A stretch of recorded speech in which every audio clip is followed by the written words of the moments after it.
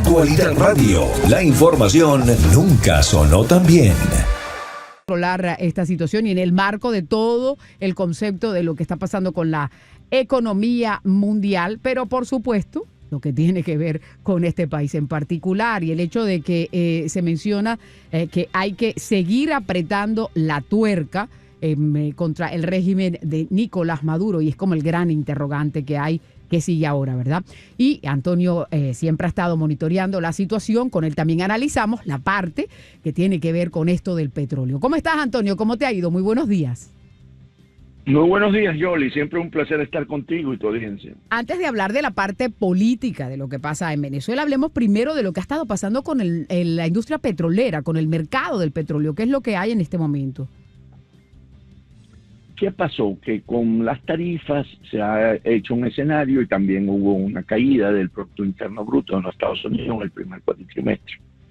Lo que impacta es que la actividad económica tiende a la baja y por lo tanto hay menos consumo de energía para cumplir con ella. Y no solamente esa variable, sino también OPEC Plus, que son los países de OPEC más los invitados, donde está Rusia y otros países, decidieron abrir el grifo, abrir la producción de petróleo. Entonces esos elementos han contribuido a una caída del precio del petróleo, ubicando el WTI en los 62, 63 dólares por barril. Y es una política que el presidente Trump también persigue, porque eso le permite tener costo bajo de energía para el transporte de bienes y por lo tanto la incidencia en la inflación es menor, y esa es la importancia también para la política del presidente Trump. Entonces aquí se están combinando varios elementos, un elemento económico, un elemento de mayor producción y un presidente Trump que su política de recuperación y de crecimiento en el país es basada con una energía barata. Pero, ¿y cuál sería el beneficio para los productores cuando se baja el precio? No, ellos, en el caso aquí, cuando tú bajas el precio, cuando vemos los grandes, Arabia Saudita sobre todo, es que apuestan a volumen. Entonces, compensan, porque cuando tienes altos precios, volumen bajo. Entonces, tú puedes, cuando tienes precios bajos, volumen alto. Entonces, aquí lo que ha hecho, básicamente, los países de la OPEC Plus es que están apostando a mayor producción y que entonces para ellos los ingresos estarían más o menos en los mismos órdenes y favorece en esos términos, vuelvo a decir, a una recuperación más fácil de la economía y porque tienes menor costo en el petróleo y eso ayuda también a manejar un poco la inflación. Lo que nos lleva entonces al tema Venezuela.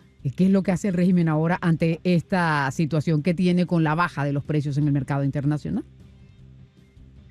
Para Venezuela tiene un impacto muy fuerte. Primero porque están las sanciones. Las sanciones del 25% a los países que compren el petróleo venezolano. Las sanciones secundarias del presidente Trump. Y después porque eso, por supuesto, no detiene a un régimen como el de Maduro de vender el crudo en el mercado asiático, en Singapur, en Malasia.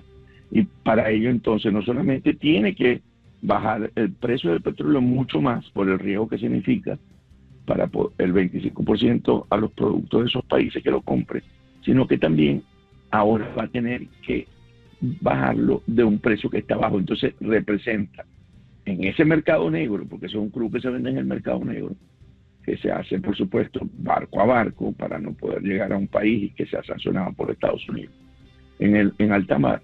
Entonces representa que si el crudo, vamos a poner un ejemplo, está ahorita en 62, entonces el venezolano generalmente son $10, $12 por debajo, vamos a ponerlo en $12, entonces estaría en 40, ¿verdad? En 50, perdón, en 50, y te piden descuento, porque tienes que dar un gran descuento para ellos. Entonces vamos a poner lo que sea el 25%, que es una cuarta parte de eso son más o menos $20. El crudo venezolano lo estaría vendiendo alrededor de unos 30, 25, $30, que le baja también los ingresos a Maduro en términos de para mantener una economía en Venezuela. Ahora, Venezuela también es parte de toda esta estrategia que tiene la administración, si se tiene en cuenta lo que está sucediendo con el Tren de Aragua y las deportaciones y el hecho de que ya se suspendieron las licencias para Chevron, que tienen plazo hasta este mes, ¿verdad? El secretario de Comercio recientemente daba una entrevista y en ella precisaba que se tiene que continuar con esta estrategia de política con fuerza, pero no necesariamente que van a ir a invadir a Venezuela, sino seguir con estas presiones que hay en este momento. ¿Cuál es en realidad la estrategia que tiene Estados Unidos para Venezuela? Interesante, porque esta es la administración. Entonces aquí tenemos que ver que la punta de lanza es el presidente Trump, por supuesto, pero es el secretario de Estado Marco Rubio. Marco Rubio, que entiende que para resolver la crisis política en Venezuela es la salida de Maduro. Entonces tendríamos que ver cómo se alinea, y ahí vimos al secretario de Energía, donde está alineado con una política de máxima presión para Venezuela, para poder volver a traer a Venezuela a ser un país democrático y que contribuya en las Américas a ese proyecto del presidente Trump. Entonces, ¿qué ocurre? Que la intención de la política estadounidense en este momento es buscar una negociación con Maduro para que al final acepte una transición hacia la democracia. Por supuesto, Maduro ha mostrado que no tiene ningún interés y está atrincherado en el poder, a pesar de los resultados del 28 de julio. Entonces, ¿qué pasa? Que cuando escuchamos este fin de semana esas declaraciones, vemos que el gabinete del presidente Trump está en una línea política. Tenemos los lobistas que están muy fuertes estas 2 semanas, presionando mucho con mensajes para la presidencia, sobre todo para el presidente Trump, de que si Chevron sale de Venezuela el 27 de mayo, que no es que va a salir, si deja su rol activo en las empresas mixtas, porque ahorita lo que ocurre es que Chevron es a pesar de ser el socio minoritario en esas empresas mixtas, tiene el rol activo, es el que produce, es el que exporta el crudo venezolano, es el que trae los productos que necesitan para mezclar, que son nafta, el crudo extrapesado de la faja petrolífera de Orinoco. Esas actividades que hace hoy Chevron, deja de hacerla con la suspensión de la licencia o con la licencia 41B. Entonces, ¿qué pasa? Que esa política de Chevron, que quiere seguir en Venezuela y que busca influenciar en la presidencia, no es el secretario de Estado ni en energía, porque ya ellos han definido la política. Va a ser muy interesante ver qué va a ocurrir si extienden esa licencia 41B y le dan unos 30 días más o 45 días más, que es como Chevron siempre ha venido usando su influencia en Washington para ir alargando y alargando y alargando su estadía, porque lo hizo en la primera presidencia del presidente Trump, cuando Trump prohibió tener relaciones con PDVSA en términos comerciales, que fueron las sanciones también secundarias. Ellos lo que consiguieron fueron licencias para hacer mantenimiento a las instalaciones, porque están buscando alargar esto hasta que llegó a la elección del 20, que ganando, ¿cómo se llama?, Biden. Él todavía no lo logró, pero en el 22 logró la licencia para poder hacer esto que estamos diciendo. Entonces yo creo que aquí, en este momento, por eso mentía Marco Rubio, por el éxito que hubo con la operación Guacamaya, en la que él es el que da la noticia de cuando salen los venezolanos o cuando están la operación de rescate que hubo. Entonces, aquí está muy claro un Marco Rubio que hoy tiene mucha importancia dentro del gabinete del presidente Trump, y que él ahora, con las declaraciones del secretario de Energía, realmente yo creo que va a caducar la licencia 41B, o sea, termina su efecto, en términos que Chevron está buscando una extensión. Sin embargo, creo que a la realidad que estoy viendo en este momento, como se mueven las cosas, Chevron va a dejar de tener ese rol, lo que también complica la parte de los ingresos a Maduro, porque las exportaciones que Chevron hace a Estados Unidos son ingresos lícitos, mientras que las exportaciones al mercado asiático son ingresos ilícitos porque es un mercado negro. Entonces, yo creo que en este momento hay una gran pugna en términos de la relación de la administración Trump con Maduro, y andan en una posición muy dura en términos de que él tiene que entender que se le acabó su cuarto de hora. ¿Por qué le pusieron Operación Guacamaya? ¿Sabemos? La guacamaya es un pájaro venezolano, ¿verdad? No sé cómo se llama. Bueno, no, lo hay en el Amazonas y todo, es un ave, ¿no? Pero... Sí, es un ave que en Caracas se ha popularizado mucho y era con lo que ellos se comunicaban. Llegaban y los visitaban. En Caracas visitan esa zona, en las guacamayas. Entonces, ¿qué pasa? Que como es un pájaro que vuela, ¿verdad? Entonces lo que te significa es que una operación que no es rastrera, sino que vuela la libertad, tiene el símbolo de la libertad, porque llegaba y eso. Entonces, le dan un síntoma, y además es un pájaro muy característico de Caracas. O sea, en Caracas se ven muy comúnmente ese tipo de pájaro. Ahora, pero en este contrapunteo, y como hoy en día está en las redes sociales, que Diosdado dice una cosa, María Corina dice otra, el secretario de Estado dice otra, al final, ¿cómo fue que se llevó a cabo la operación y quién está diciendo lo que pasó? Mira, Diosdado tiene que crear una narrativa de que fue una negociación, porque el haberle hecho la operación de extracción desde la embajada de Argentina, que era la sede, el lugar más cuidado en Caracas después de Miraflores, con 4 anillos de seguridad, donde habían gente de operaciones especiales de la Fuerza Venezolana de Inteligencia, la DIGESIN, la Dirección de Inteligencia de Venezuela y el SEBIN. Para él es muy difícil, porque él en ese discurso y en esa represión que tiene para sostenerse en el poder, que le hayan entrado y le hayan extraído, es un golpe muy duro para la dictadura. Entonces, ¿qué ocurre? Que él montó una vez la narrativa de la negociación, de que había habido una negociación y unos salvoconductos para que las Fuerzas Armadas pudieran entender que haya pasado esto. Porque esto es un mensaje, lo de Dios da un mensaje para las Fuerzas Armadas, no es ni para los venezolanos que estaban dentro, ni para afuera, porque para afuera, el exterior, el que da la noticia ese día es Marco Rubio con el ex que hizo. Y entonces, y está soportado por Argentina y por Brasil, que por supuesto era custodio de esa embajada. Al no estar Argentina, al no tener relaciones con Venezuela, el custodio es Brasil.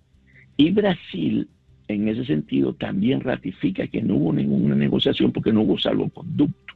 Lo que pasa es que en este caso, vuelvo a insistir, a quien está contando la verdad es el secretario Rubio, y después lo ratifican tanto María Corina, que participó en la coordinación de esto con Estados Unidos, con Argentina, con Brasil no tuvo nada que ver, Argentina, y por lo que ayer salió en Infobae, donde están solicitando y están diciendo el Departamento de Estado en la vocería ¿cómo se llama? El que fue expresidente, el de secretario en el Consejo de Seguridad Nacional, Claver Carone, ¿verdad? Mauricio Claver Carone, en la vocería de él dijo que están solicitando los 11 rehenes que tienen, los 9 norteamericanos, el policía argentino que fue capturado, que estaba en la embajada hace tiempo, y un israelita.